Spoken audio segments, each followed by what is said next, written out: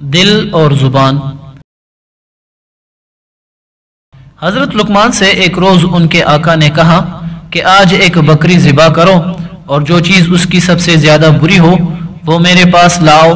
حضرت لقمان نے بکری ذبح کی اور اس کے دل اور زبان کو آقا کے سامنے پیش کر دیا۔ دوسرے روز ان کے آقا نے پھر کہا آج پھر بھی ایک بکری ذبح کرو اور جو چیز اس کی سب سے زیادہ اچھی ہو وہ لے آؤ۔ حضرت لقمان نے ایک بکری ذبح کی اور آقا کے سامنے پھر بھی دل اور زبان ہی کو پیش کر دیا۔ آقا نے وجہ دریافت کی تو بولے یہ دونوں چیزیں بدترین بھی ہیں اور بہترین بھی، اگر یہ بگڑ جائیں تو ان سے زیادہ بری چیز اور کوئی نہیں، اور اگر یہ سنور جائے تو ان سے زیادہ اچھی چیز اور کوئی نہیں۔ سبق: دل اور زبان ان دونوں کو اپنے قابو میں رکھنا چاہیے، کیونکہ برائی کی منبع یہی ہے۔ اگر یہ بگڑ گئے تو ہلاکت ہی ہلاکت ہے، اور اگر یہ سنور گئے تو برکت ہی برکت ہے۔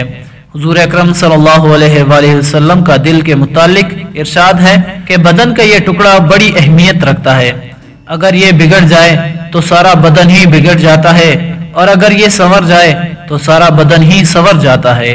اور زبان کے متعلق ارشاد فرمایا کہ جو اس کی مجھے ضمانت دے، یعنی اسے قابو میں رکھنے کی اور غیر شرعی گفتگو سے اسے باز رکھنے کی مجھے ضمانت دے تو میں اسے جنت کی ضمانت دیتا ہوں۔